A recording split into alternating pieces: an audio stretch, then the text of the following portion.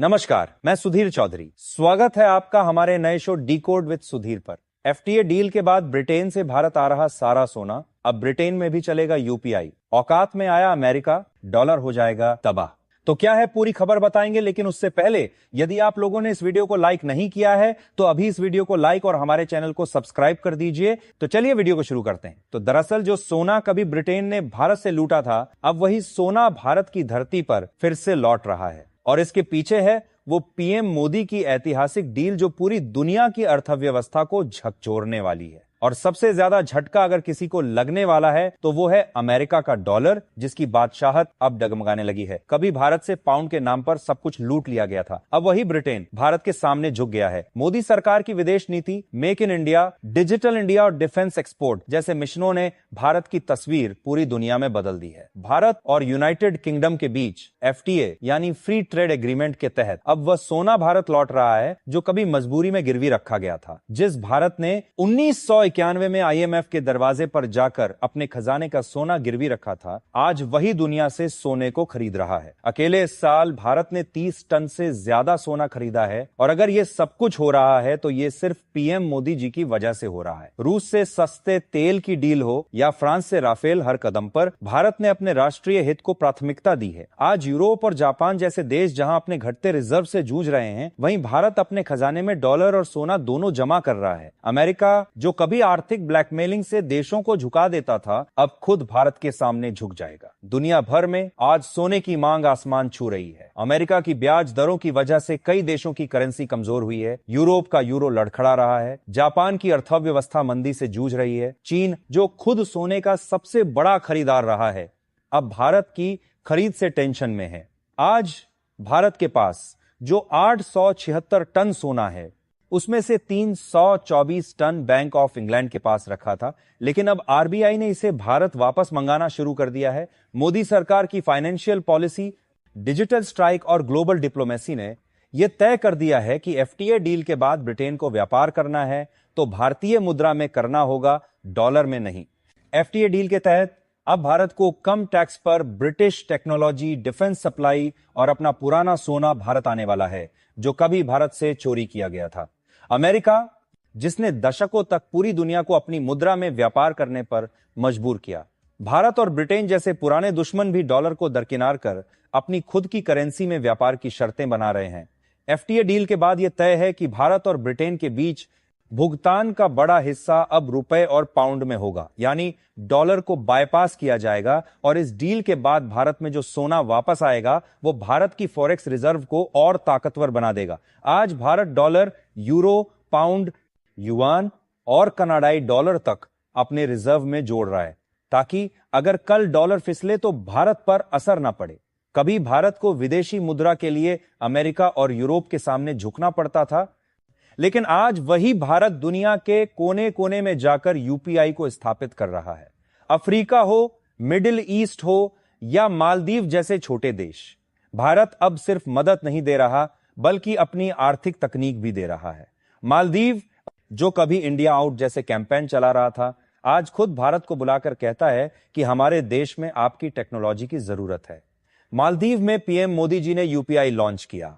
अब वहां के लोग भारतीय सिस्टम से पेमेंट करेंगे, भारतीय बैंकों से जुड़ेंगे, जिससे भारत की अर्थव्यवस्था मजबूत होगी। ब्रिटेन जिसने कभी भारत से सारा सोना खींच लिया था, आज उसी ब्रिटेन से भारत ने एफटीए डील अपनी शर्तों पर करवा लिया है। और जो सोना कभी भारत से लूटा गया था, वो अब आर्थिक समझौते के जरिए भारत वापस आ रहा है। वहीं भारत का यूपीआई अब डॉलर को चुनौती दे रहा है। यूपीआई से जब कोई पेमेंट होता है तो डॉलर की जरूरत नहीं पड़ती, यानी डॉलर की डिमांड घटती है, और जब डिमांड घटती है तो ताकत भी घटती है। यही कारण है कि ट्रंप को यूपीआई से डर लगने लगा है। अफ्रीका के छोटे छोटे देशों में भारत जाकर डिजिटल पहचान यानी आधार, डिजिलॉकर और यूपीआई जैसी सर्विसेज दे रहा है। इसके बदले में उन्हें कोई भारी भरकम कर्ज नहीं देना पड़ता, बल्कि भारत तकनीक देता है और भरोसा देता है। और इस भरोसे के बदले में वो देश अपना गोल्ड रिजर्व भारत में रख रहे हैं। भारत अब तेल, गैस, दवाइयां और हथियार डॉलर के बिना खरीदने की स्थिति में है। रिजर्व बैंक की रिपोर्ट के मुताबिक भारत के पास अब करीब 876 टन सोना है, जिसमें से एक बड़ा हिस्सा अब ब्रिटेन से भारत लाया जा रहा है। ब्रिटेन के बैंक ऑफ इंग्लैंड और बैंक ऑफ इंटरनेशनल सेटलमेंट्स जैसे संस्थानों में जो सोना रखा गया था वो अब भारत आने वाला है। भारत का विदेशी मुद्रा भंडार भी अब करीब 690 अरब डॉलर पर पहुंच गया है। आपको बता दें कि अमेरिका के पास दुनिया का सबसे ज्यादा सोना फोर्ट नॉक्स में है, लेकिन अब बैंक ऑफ इंग्लैंड पर भी सवाल उठने लगे हैं। ट्रंप की टैरिफ नीति से पहले इसे दुनिया का सबसे ज्यादा सोना फोर्ट नॉक्स में है। गोल्ड स्टोरेज के लिए सबसे सुरक्षित माना जाता था। भारत ने इंग्लैंड से करीब 100 टन सोना वापस बुलाया।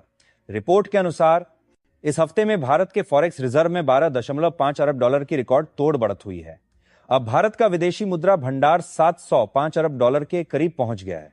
चीन, जापान और स्विट्जरलैंड के बाद भारत दुनिया का चौथा सबसे बड़ा रिजर्व रखने वाला देश बन गया है और जल्द ही स्विट्जरलैंड को भी पीछे छोड़ देगा। ब्रिटेन, फ्रांस, रूस और सऊदी अरब जैसे देश अब पीछे छूट चुके हैं।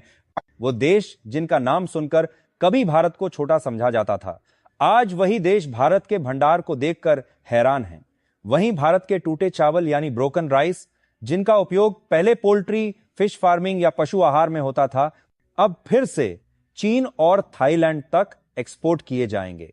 डॉलर आएंगे, रिजर्व बढ़ेगा, लेकिन सवाल यही रहेगा, क्या इस कमाई का लाभ खेत में खड़े किसान तक पहुंचेगा? पीएम मोदी ने बीते 10 वर्षों में भारत की छवि सिर्फ एक विकासशील देश की नहीं, बल्कि एक मजबूत वैश्विक शक्ति की बना दी है। अमेरिका हो या रूस, यूरोप हो या अरब, हर मंच पर भारत की गूंज सुनाई देती है।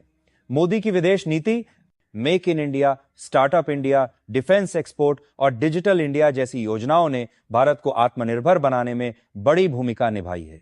मोदी सरकार ने यह दिखा दिया है कि महामारी हो, युद्ध हो, संकट हो या वैश्विक मंदी, जहां दुनिया लड़खड़ा रही थी, वहां भारत अपनी अर्थव्यवस्था को मजबूती से संभाले खड़ा रहा। आज भारत रूस से सस्ता तेल खरीदकर न केवल अपने भंडार को मजबूत कर रहा है, बल्कि जनता को महंगाई से भी राहत दे रहा है। चीन से मुकाबले के लिए भारत ने अपनी निर्माण क्षमता को बढ़ाया है। भारत अब सिर्फ खरीदता नहीं, बेचता भी है। डिफेंस सेक्टर इसका ताजा उदाहरण है। आज ब्राजील भारत से तेजस फाइटर जेट खरीदने के लिए तैयार है। वही तेजस जिस पर कभी सवाल उठते थे कि बनेगा भी या नहीं, आज वही भारत को अरबों डॉलर की डील दिला रहा है। भारत के टैंक, मिसाइलें, आर्म्ड व्हीकल्स अब उन देशों में जा रहे हैं जहां कभी भारत का नाम भी नहीं लिया जाता था। और ये कोई सस्ते खिलौने नहीं हैं, ये अरबों डॉलर के सौदे हैं।